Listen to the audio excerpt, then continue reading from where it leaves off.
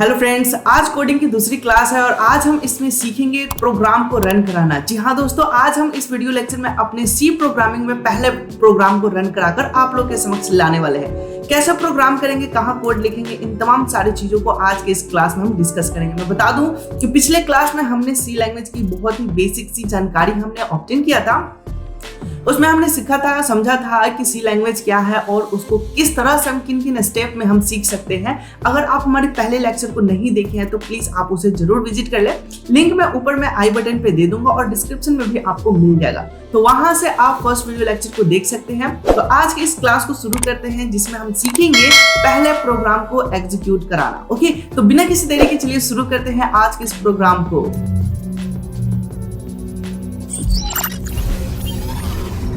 आज है शनिवार और आज हम 4 बजे आप लोग के लिए सेकंड क्लास लेकर आए हैं और आज हम सीखने वाले हैं कोडिंग करना। तो प्रोग्रामिंग आज हम बिना कुछ और भी डिटेल जानकारी के हम सीधा प्रोग्राम करना सीखेंगे और उसी में हम आपको सारे कॉन्सेप्ट को क्लियर करते हुए चलेंगे। ठीक है, तो हम आ चुके हैं अपने कंप्यूटर स्क्रीन पे और मैं यहाँ पे जो कोडिंग करने वाला हूँ वो बहुत ही बेसिक से एक सॉफ्टवेयर में यूज करूंगा जिसका नाम है टर्बो C++। मैं आपको यहाँ पे रन कराकर दिखाऊंगा। तो आप यहाँ पे देखिए, मैं टर्बो C++ नाम का एक सॉफ्टवेयर है, मैं इसी पे आपको सारे प्रोग्राम को रन कराकर दिखाऊंगा। देखिए, ये जो सॉफ्टवेयर है ये 16 बिट आर्किटेक्चर पे काम करता है। इसके अलावा भी और भी बहुत सारे IDE सॉफ्टवेयर है, जैसे कि देर CPP आ जाता है, कोड ब्लॉक आ जाता है, VS कोड आ जाता है। इस तरह के बहुत सारे ऐसे IDE हैं जहां पे आप अपने कोड को इजीली एग्जीक्यूट करा सकते हैं। लेकिन मैं रिकमेंड करूंगा आप अपने कोड को पहले आप टर्बो C++ पे रन कराएं। देखो, IDE जो होता है वो बहुत सारे कोड ऑटोमेटिक लिख देता है, बस आपको थोड़ा सा हिंट्स की जरूरत पड़ता है। अगर आप बिगिनर्स हैं तो मैं आपको यही रिकमेंड करूंगा कि आप टर्बो C++ पे ही यूज करें, ताकि इसमें आपको हर एक लाइन, हर एक पॉइंट्स आपको खुद लिखने पड़ेंगे। कोड ब्लॉक में अगर आप थोड़ा सा स्मार्ट हो चुके हैं, थोड़ा सा समझ चुके हैं, अब कोड को आप इजीली अंडरस्टैंड कर पा रहे हैं, तो आप IDE पे या फिर कोई अदर सॉफ्टवेयर पे आप जा सकते हैं। 32 बिट आर्किटेक्चर वाले सॉफ्टवेयर पे आप इजीली मूव कर सकते हैं, लेकिन ये है 16 बिट आर्किटेक्चर वाला और इस पे हम लोग सबसे पहले कोडिंग करेंगे। तो मैं यहाँ पे स्टार्ट करता हूँ टर्बो C++ को और ये बिल्कुल आपका कीबोर्ड का काम करेगा यहाँ पे, और यहाँ पे माउस का कोई रोल नहीं है, लेकिन आप यूज कर सकते हैं, बट आपका का सारा काम कीबोर्ड से होने वाला है। ठीक है, तो ये स्क्रीन पे आपको ब्लू स्क्रीन जो दिखाई दे रहा है ये है आपका फाइल और यहाँ पे हम करने वाले हैं कोड को लिखने वाले हैं। ठीक है, तो चलिए शुरू करते हैं कोडिंग करना। और कोडिंग करने के लिए जो सबसे पहला स्टेटमेंट लिखा जाता है वो लिखा जाता है प्री प्रोसेसर। ठीक है, तो प्री प्रोसेसर देने के लिए मैं हैश सिंबल का यूज करूंगा। ये है प्री प्रोसेसर, जो हम लोग जनरली हैश सिंबल बोलते हैं, एक्चुअली उसको यहाँ पे प्री प्रोसेसर का नाम से जाना जाता है। प्री प्रोसेसर का मतलब होता है कि जितने भी हमने कंप्यूटर कोड लिखे हुए हैं, प्रोग्राम लिखे गए हैं, उन सबको एग्जीक्यूट करने से पहले, यानी कि हमने जो प्रोग्राम बनाया है उसको रन करने से पहले ये वाला स्टेटमेंट एग्जीक्यूट करेगा, जो कि प्री प्रोसेसर है। ठीक है, प्री प्रोसेसर इसके नाम में है, पहले इसे प्रोसेस किया जाएगा। ठीक है, तो प्री प्रोसेसर में हम क्या काम करने वाले हैं, तो हम एक हेडर फाइल इंक्लूड करेंगे। ठीक है, तो उसके लिए हम एक स्टेटमेंट लिखेंगे इंक्लूड करेंगे और इसमें हमने क्या इंक्लूड करना है, तो हम सबसे पहले एक स्टैंडर्ड लाइब्रेरी फाइल को इंक्लूड करेंगे stdio.h। ठीक है, ये जो है ये बता रहा है standard input header file. Header file क्या होता है तो मैं थोड़ा सा यहाँ पे बताना चाहूंगा। हेडर फाइल में बहुत सारे कोड का, बहुत सारे सिंटेक्स का, बहुत सारे कीवर्ड्स का यहाँ पे डिक्लेरेशन होता है। अब कीवर्ड्स क्या होता है तो मैंने पिछले क्लास में बताया था कि कीवर्ड्स क्या होते हैं, तो रिजर्व्ड वर्ड होते हैं जिसको हम अपने प्रोग्राम में यूज करके बहुत ही शानदार प्रोग्राम बनाने वाले हैं, क्योंकि वो सारे वर्ड्स पहले से यूज किए गए हैं, पहले से उसमें सारे सिंटेक्स लिखे गए हैं, बस हमने उसको यूज करना है। तो उन सारे वर्ड्स के हेल्प से हम अपने प्रोग्राम को बनाने वाले हैं। ठीक है, तो उन सारे प्रोग्राम की जितने भी डिक्लेरेशन है, डेफिनेशन है, वो सब कुछ इसमें आपको हेडर फाइल में मिल जाता है। एक और हम बहुत ही पॉपुलर एक और हेडर फाइल यूज करने वाले हैं, उसके लिए मैं प्री प्रोसेसर यूज करूंगा और मैं यहाँ पे अपने फाइल में इंक्लूड करूंगा,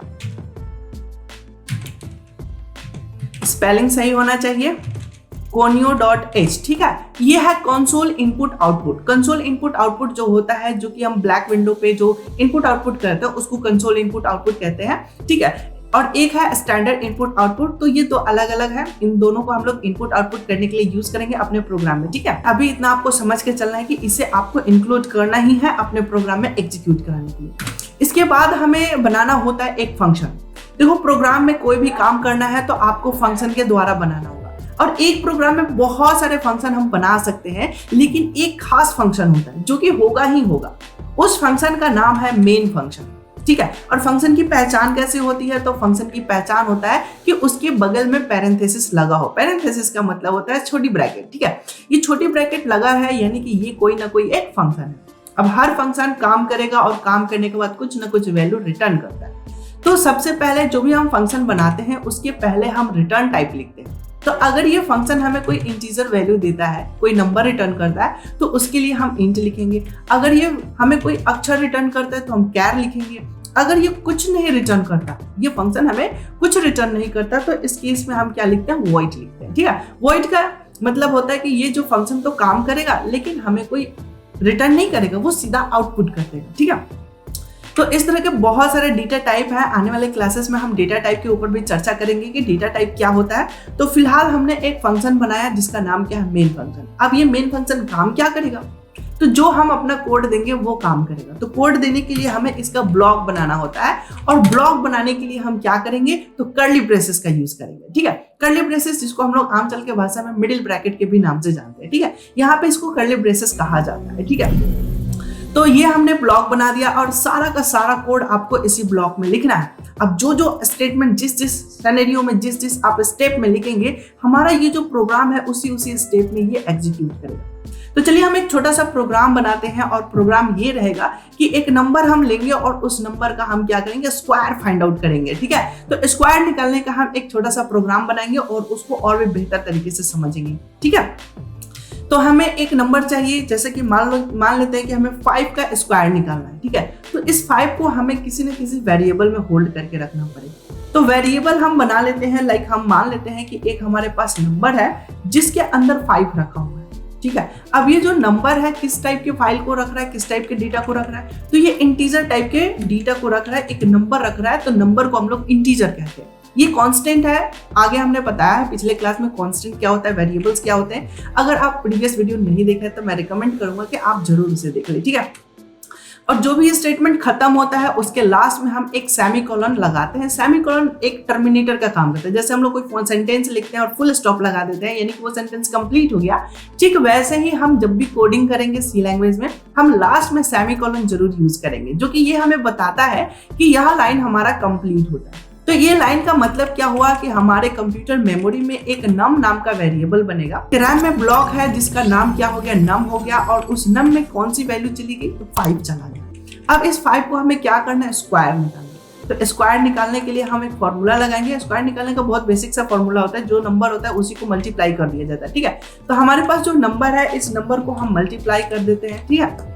तो आपने देखा कितना सिंपल तरीके से हमने मल्टीप्लाई कर दिया। तो जो भी मल्टीप्लाई किया जाता है नंबर, अब देखो यहाँ पे नम है तो नम की वैल्यू कितनी है? 5 है, और वो आप भी समझ रहे हैं। अभी हमने 5 असाइन किया, तो 5 और 5 को हमने मल्टीप्लाई किया। अच्छा, एक और चीज नोटिस करिएगा, मल्टीप्लाई करने के लिए हम यहाँ पे जो सिंबल यूज कर रहे हैं वो कौन सा सिंबल है? स्टार सिंबल है। स्टार सिंबल मल्टीप्लीकेशन करने के लिए यूज किया जाता है। तो नम एंड नम को हमने मल्टीप्लाई कर दिया, सेम नंबर को सेम नंबर से मल्टीप्लाई कर दिया, तो ये हो गया स्क्वायर। अब स्क्वायर निकल गया तो हमें कहीं ना कहीं उसको स्टोर करके रखना पड़ेगा। ठीक है, तो उसको स्टोर करने के लिए हम एक वेरिएबल बना लेते हैं जिसका नाम क्या हो गया? SQR।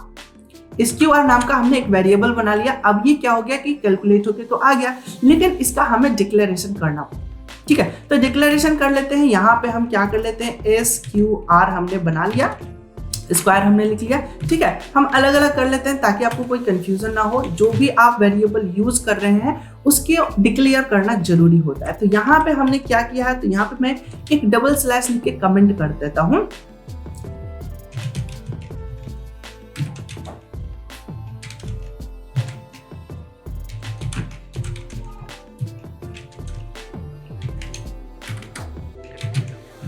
ठीक है, यहाँ पे हमने लिखा here declare int type variable. यहाँ पे मैंने इंटीजर टाइप का एक वेरिएबल को डिक्लेयर किया है, लेकिन नीचे वाले नेक्स्ट लाइन में हमने क्या किया? यहाँ पे डिक्लेरेशन के साथ साथ हमने इनिशियलाइजेशन भी किया है। ध्यान रखिएगा, यहाँ पे हमने नम नाम का वेरिएबल एक डिक्लेयर किया और साथ के साथ हमने इनिशियलाइजेशन भी कर दिया। तो यहाँ पे दो एक्शन स्टेटमेंट काम कर रहे हैं, डिक्लेरेशन के साथ साथ असाइनमेंट काम कर रहे हैं। ठीक है, अगर मैं डिक्लेरेशन नहीं करता स्क्वायर को और यहाँ पे यूज करता तो यहाँ पे आ जाता एरर। कोई भी हम वर्ड यूज करते हैं तो उसके लिए हमें डिक्लेरेशन करना जरूरी है।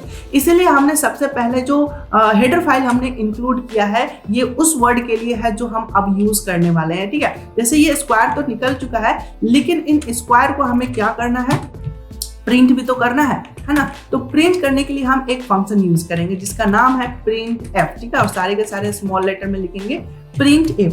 प्रिंट एफ फंक्शन का हम यूज करेंगे और इसमें हम अपने स्क्वायर वाले वैल्यू को क्या करेंगे, प्रिंट आउट करेंगे। अब ये प्रिंट एफ कहाँ पे डिफाइन किया गया, कहाँ पे डिक्लेयर किया गया, तो ये सब कुछ आपका हेडर फाइल में डिफाइन किया गया होता है, डिक्लेयर किया गया होता है। इसलिए अब यहाँ पे एरर नहीं आएगा। अगर हम हेडर फाइल को नहीं इंक्लूड करते तो वो बताता कि हम प्रिंट एफ फंक्शन को तो समझ ही नहीं रहे। ये प्रोटोटाइप है, हैव अ प्रोटोटाइप करके एक एरर जनरेट कर देगा। ठीक है, तो अगर हैव अ प्रोटोटाइप करके कोई भी एरर आपके प्रोग्राम में जनरेट होता है यानी कि उसका डिक्लेरेशन कहीं ना कहीं गलत है या फिर नहीं हुआ है। ठीक है, तो चलिए अब हम इस वैल्यू को प्रिंट करते हैं। तो हमने इस QR सिंपल वैल्यू डाल दिया और यहाँ पे हमारी वैल्यू हो जाएगी प्रिंट। ठीक है, और जैसे कि मैंने बताया कि हर स्टेटमेंट के लास्ट में आपको क्या यूज करना है, सेमीकोलन यूज करना है। तो ये जो हमने लाइन यूज किया ये किसके लिए यूज किया, आउटपुट करने के लिए यूज किया है। ये हमारे स्क्रीन पे दिखेगा। एक और मैं सबसे इंपॉर्टेंट बात आपको बताना चाहूंगा कि जब भी हमारा प्रोग्राम एग्जीक्यूट होता है तो एग्जीक्यूट होने के तुरंत बाद हमारा प्रोग्राम खत्म होते ही हमारे रैम से डिलीट हो जाता है, यानी कि जो भी प्रोग्राम चल रहा होगा वो सब रिमूव हो जाएगा। तो हमारा ये जो प्रोग्राम चलेगा लेकिन स्क्रीन पे दिखेगा नहीं। क्यों? क्योंकि ये चलेगा, खत्म हो जाएगा, ये वापस हट जाएगा। तो इसको रोक के रखने के लिए हम एक और जुगाड़ लगाते हैं जिसका नाम क्या है, get ch। Get ch actually ये काम करता है किस पर्पज से, तो गेट ch का काम होता है एक कैरेक्टर इनपुट करने के लिए। ठीक है, एक गेट मीन्स होता है इनपुट करना और ch का मतलब होता है कैरेक्टर। ठीक है, एक कैरेक्टर इनपुट करने के लिए इस फंक्शन का यूज किया जाता है और ये फंक्शन जब तक हम कोई इनपुट ना दे तब तक ये प्रोग्राम रुका रहेगा या हमसे इनपुट मांग रहा होगा। ओके, और इसी गुण के कारण इसको हम स्क्रीन होल्ड करने के लिए यूज कर लेंगे, बट एक्चुअली इसका मकसद होता है एक कैरेक्टर इनपुट करना, बट हम इसको अपने फायदे के लिए यूज कर रहे हैं, स्क्रीन को होल्ड करने के लिए। ठीक है, अब यहाँ तक काम हो चुका है। अब हमने स्क्वायर निकाल लिया, उसको प्रिंट आउट भी कर लिया। अब हम चलते हैं इसको रन कराकर आपको दिखाएंगे। तो रन कराने से पहले हमें क्या करना होता है, तो अपने प्रोग्राम को कंपाइल करना होता है। तो कंपाइल करने के लिए ऊपर आप देखेंगे एक कंपाइल नाम का मेन्यू मिलेगा और उसमें आपको कंपाइल दिखाई देगा और कंपाइल का जो शॉर्टकट की है वो Alt F9 है।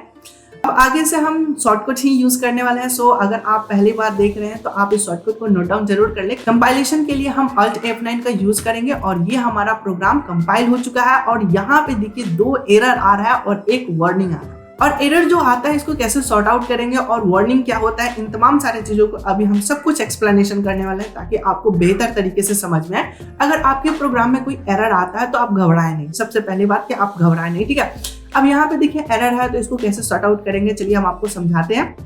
हमने एंटर बटन प्रेस किया। सो गाइस, तो यहाँ पे एरर जो आ रहा है वो बता रहा है कि एंड टू एंड कॉन्स्ट कैरी। यहाँ पे जो दिक्कत आ रहा है उसको इस लाइन में दिक्कत आ रहा है। अब दिक्कत इसलिए आ रहा है क्योंकि ये स्क्वायर तो हम प्रिंट कर रहे हैं लेकिन ये किस टाइप का ये हमें बताना पड़ेगा। तो इसका जो फॉर्मेट स्पेसिफायर होता है वो हमें बताना पड़ता है। देखिए हर डेटा टाइप के लिए अलग अलग फॉर्मेट स्पेसिफायर होगा, वो हमें यूज करना होगा। ठीक है, तो अभी हम इसमें यूज करेंगे डबल इन्वर्टेड कॉमा के अंदर मॉडुलस डी।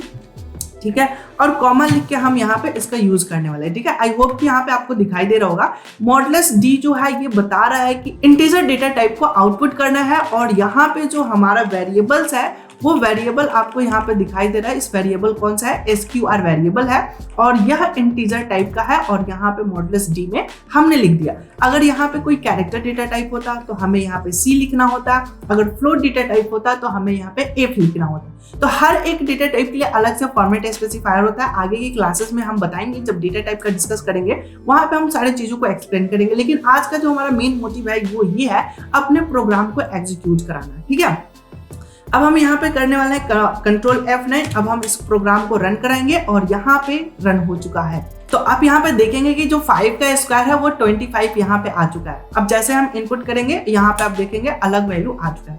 चलिए अब मैं और भी आपको कुछ और भी इंटरेस्टिंग चीजें करके दिखाऊं जहाँ पे हम मैसेज भी प्रिंट करा सकते हैं। ठीक है, अब हम यहाँ पे लिख देते हैं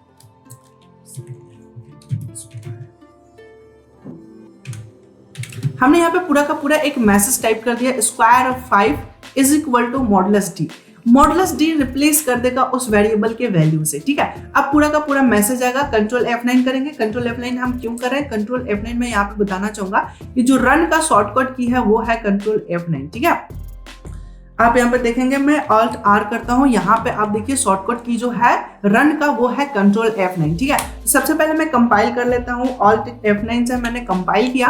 तो यहाँ पे देखिए कंपाइल करने के टाइम पे आप जरा नोटिस करिए कि कितने लाइन कंपाइल हुए हैं, 465 लाइन कंपाइल हुए हैं। हमने टोटल यहाँ पे कितने लाइन लिखे हुए हैं आप यहाँ पे देख सकते हैं, 11 लाइन लिखे हुए हैं, ठीक है। तो लेकिन हम जब कंपाइल कर रहे हैं तो टोटल हमारा कितना लाइन कंपाइल हो रहा है, 465 लाइन कंपाइल हो रहा है। ये कहाँ से इतना लाइन कंपाइल हो रहा है, तो मैं बता दूं कि यहाँ जो हमने हेडर फाइल लिखा है ना, तो उस हेडर फाइल से सारे लाइंस को कंपाइल किए जा रहे हैं, ठीक है। तो इस तरह से हमारे उतने सारे लाइन हो जाते हैं। प्री प्रोसेसर इसीलिए इसको कहा जाता है कि हमारा प्रोग्राम चलने से पहले ये वाला प्रोग्राम एग्जीक्यूट करेगा, ठीक है। ये वाला लाइन चलेगा और सारे चीज को कंपाइल किया जाएगा। ओके, तो अब हम रन करते हैं। रन करने के लिए कंट्रोल F9 हम बटन प्रेस करेंगे और यहाँ पे देखिए 25 स्क्वायर ऑफ 25। अब यहाँ पे देखिए एक और एरर आ रहा है, समस्या आ रहा है। जो 25 पहला है वो पहली बार जो हमने रन कराया था उसकी वैल्यू है। फिर आ रहा है square of 5 is equal to 25।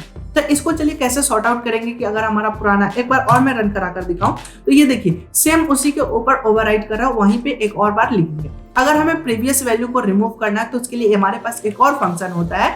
हम यहाँ सबसे पहले हम उस फंक्शन को चलाएंगे। उस फंक्शन का नाम है CLRACR, ठीक है, क्लियर स्क्रीन फंक्शन। और इस फंक्शन से क्या होगा कि हमारा जो आउटपुट स्क्रीन है वो क्लीन हो जाएगा, ठीक है।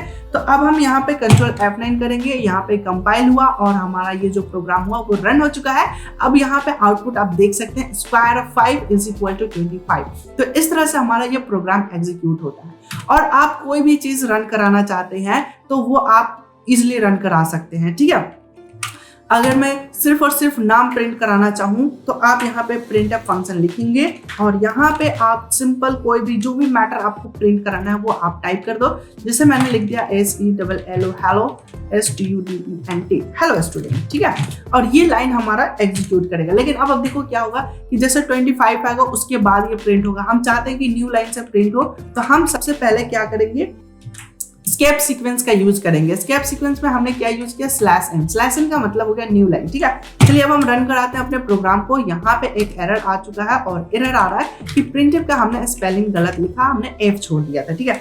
अब हमने प्रिंटफ कर दिया। अब हमारा यहाँ पे प्रोग्राम रन करेगा और देखो नीचे नेक्स्ट लाइन में हेलो स्टूडेंट करके आ चुका है। तो मुझे उम्मीद है कि ये सारे कॉन्सेप्ट आपको क्लियर हो चुके होंगे।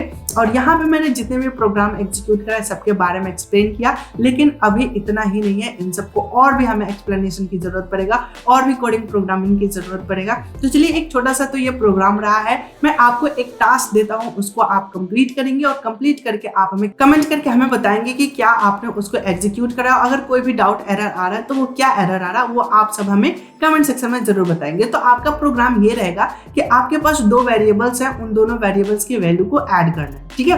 उनको ऐड करके आप सम करके प्रिंट आउट करेंगे, ठीक है। तो ये छोटा सा प्रोग्राम आप जरूर करके हमें कमेंट सेक्शन में कमेंट करके बताएंगे। मेन फंक्शन के जो दोनों ब्रैकेट्स हैं उनके बीच की जो वैल्यू है अब इसी में आपको चेंजिंग करनी है और कोड करने हैं। बाकी जितने सिंटेक्स है उसी सिंटेक्स को वैसे ही रखेंगे, उसी को आगे बढ़ाते हुए आप काम करेंगे, ओके। तो मुझे उम्मीद है कि ये आपको सारे कॉन्सेप्ट क्लियर हो चुका होगा। अगर कहीं भी डाउट कंफ्यूजन है तो आप जरूर कमेंट करके हमसे पूछेंगे। मैंने पूरी कोशिश किया है कि आपको सारे कॉन्सेप्ट बेहतरीन तरीके से क्लियर हो सके, इसलिए मैंने इन सबको प्रैक्टिकल आप लोग के लिए लेकर आया है। तो उम्मीद है कि आपने बेहतरीन तरीके से समझा होगा। अगर ये वीडियो लेक्चर आपको पसंद आया हो, कोडिंग समझ में आया है, तो आप इसे अपने दोस्तों के साथ जरूर शेयर करेंगे। उसके लिए आप व्हाट्सएप ग्रुप, फेसबुक वाला, इंस्टाग्राम का जरूर शेयर करें, ओके। तो मिलते हैं हम अपने अगले सैटरडे की क्लास में, तब तक के लिए धन्यवाद, take care and bye bye.